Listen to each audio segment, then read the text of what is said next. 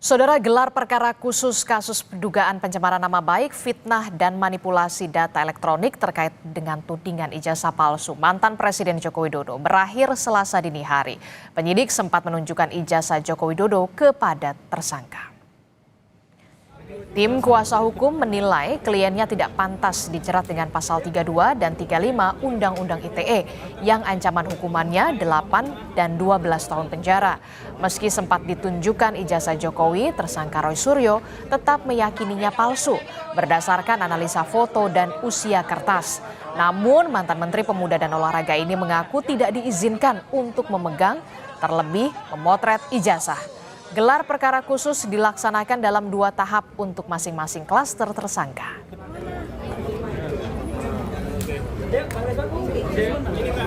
Selama proses berdiskusi, kita tidak melihat sesungguhnya ada sesuatu yang pantas dikenakan kepada mereka bertiga ini.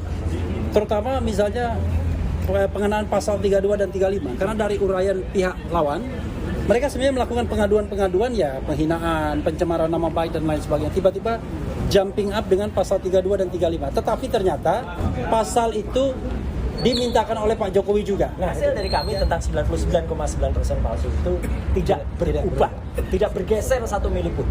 Ya. Bahkan sampai the last minute, kami akhirnya sama seperti klaster 1 tadi, dipertunjukkan sebuah barang yang diklaim itu adalah ijazah asli, katanya ijazah analog dari seorang yang namanya Joko Widodo.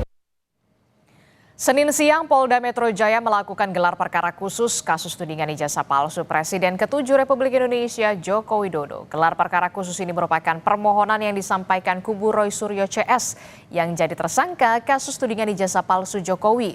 Roy Suryo mengaku akan memanfaatkan gelar perkara khusus ini untuk menyanggah pasal-pasal yang digunakan polisi untuk menetapkannya sebagai tersangka kasus dugaan ijazah palsu Jokowi.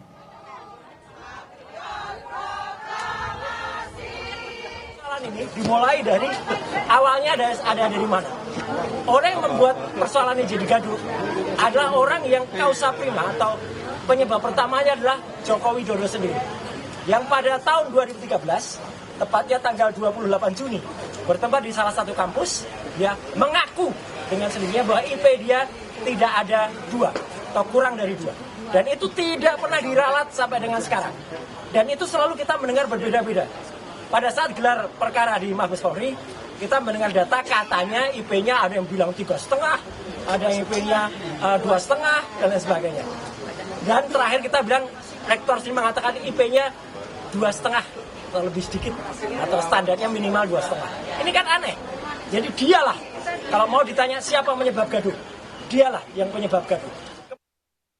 Kami berharap ya hal yang sama tidak terjadi pada gelar perkara khusus di Bareskrim pada 9 Juli 2025, yaitu ijazah analog dari Pak Joko Widodo tidak ditampilkan, transkrip nilai tidak juga ditampilkan, dokumen pendukung KKN juga tidak ditampilkan, dan satu pun pada saat itu tidak ditampilkan. Dokumen analog apapun, baik yang analog maupun digital itu tidak ditampilkan. Mudah-mudahan hal tersebut tidak terjadi lagi hari ini.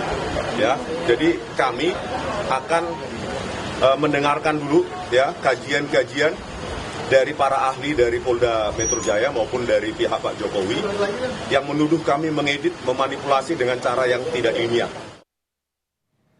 Sementara kuasa hukum Presiden ke-7 Republik Indonesia Joko Widodo Yakub Hasibuan bilang gelar perkara khusus ini untuk memaparkan progres penanganan kasus tudingan ijazah palsu Jokowi. Mulai dari proses awal penanganan hingga pemaparan langkah-langkah selanjutnya yang akan dilakukan penyidik dalam kasus ini.